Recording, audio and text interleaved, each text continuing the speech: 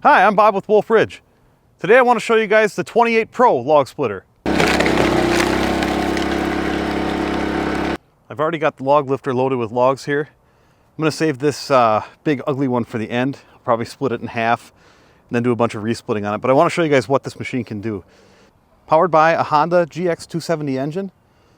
This one has the optional electric start, but the standard 28 Pro just has a pull start. And that's how I'm going to start this one today, show you guys how easy it is to start. Paired to the engine, we have a 16 GPM pump, 28-ton cylinder. Got our hydraulic oil tank here, sight glass, thermometer. Hydraulic oil filter is a canister style that's inside this cap. Here we've got the controls. This does not have auto cycle as standard. You can get that as an option, but it's important to note that the retract is auto. What I mean by that is I'll pull this to split, and when I hit back like this, it'll go all the way home and kick that out once it's home. So during that retract cycle, you can be grabbing logs or loading the lift or getting something else done. Here's what the controls would look like on the 28 Pro if you got the auto cycle. So you'd have these two valves here. Hit forward, the pusher will do its cycle. Once it gets all the way to the wedge, this one will pop off, and then once it gets all the way home, this one will pop off. And here we've got hydraulic log lift, which is standard on this machine, and hydraulic wedge height adjustment, which is also standard on this machine. The 28 Pro has the standard two-way wedge from the factory, as well as the four-way that is hydraulic adjustable. I'll swap it out later in this video, and I'll put the six-way in, but it's really simple to change. Pull this pin, slide it off, and you can drop the six-way on. Here you can see the sorting table, and it's got the square holes in it in case you want to add the optional sorting table extension. And that would come out to probably about here then. 2-inch ball coupler. And you can see down here that it pins into place. And when we're using it, I can pull this pin, slide this in and out of the way, put this pin back in.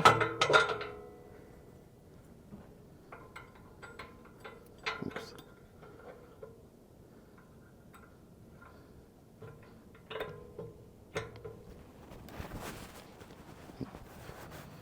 Now we're clear here. You can see the drawbar is not in the way. And this is perfect for loading an IBC tote, or if you want to put a small trailer or something under there, or if you've got a conveyor.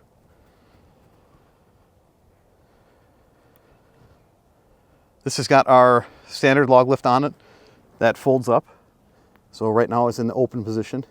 It folds up and in and pins for storage or transport mode.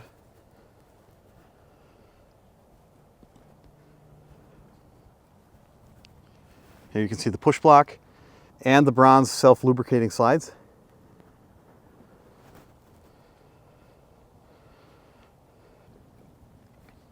We've got the drop leg in the back here. So when we're using it, we can pull this, pull that out.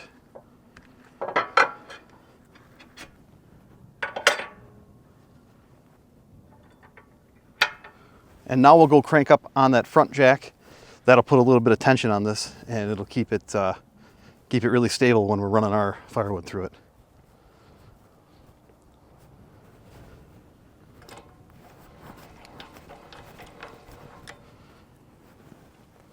Bottom of the machine, you can see we've got provisions for straps if you need to strap it to a trailer. There's one on the back end as well, right here.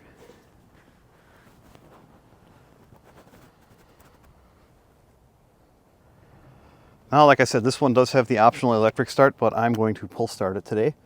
So I will turn the key into the on position, and we'll come over here. Gas is shut off currently. You want it shut off when you're transporting it, or if you're going to leave it sit for a long period of time. So we'll turn that on, give it a choke, and we'll go like a little bit more than, or about a third throttle.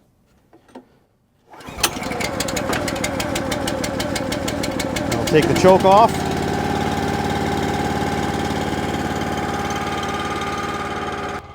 All right, while that's warming up, I'm gonna move this IBC tote so I can fill directly off the splitter into the IBC tote.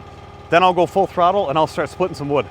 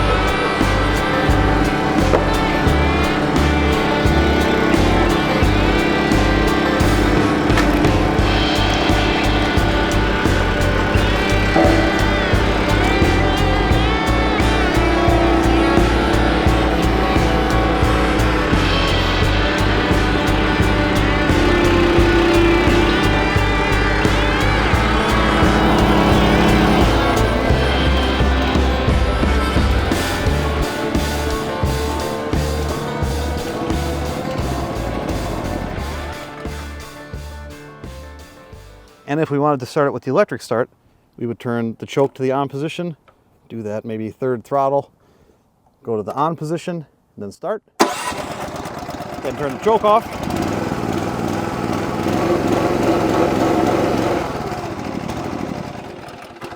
I am just running out of gas for this video, so it's perfect timing. All right, now I'm going to put the log lift into the storage position. Pull this pin, pull that pin, flip this up until we close, put the pin back in, and then put this pin back in. Now that's ready. I'm going to put the 4-way wedge back on this because that's what comes with it. Grab that over here. These wedges are so simple to change.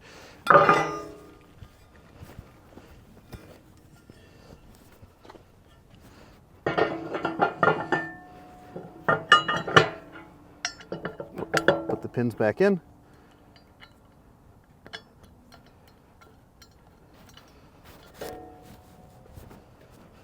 Now I'm going to get this ready to tow back up to the shipping area. So I'm going to lower this jack leg.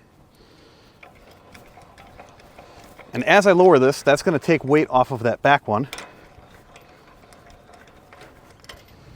So I will flip this around now.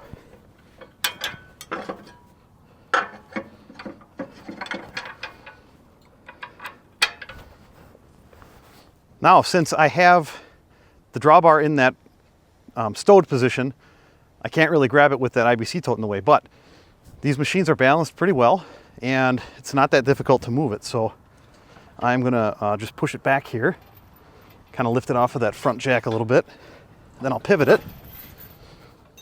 And now I'll pull the drawbar out and pin it in the transport position.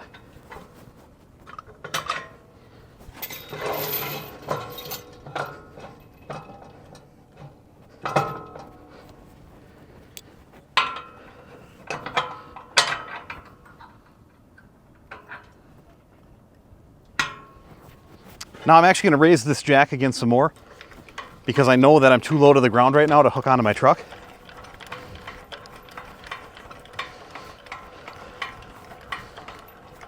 Go like that. And I'm going to pivot it just a little bit more so I have clearance from this IBC tote. There we go.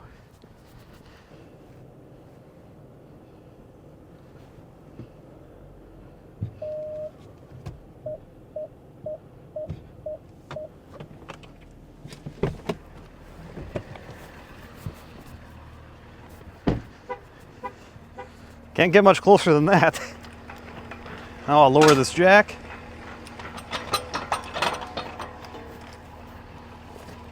Then the jack has a pin I can pull.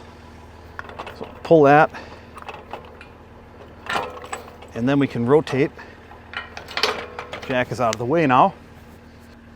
Then here, instead of a click style hitch coupler with the mechanism that'll go bad, you have a pin. So this pin goes through.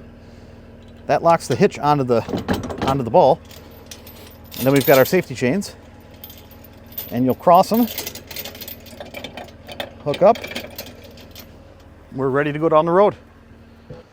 I could put my hitch in one position lower.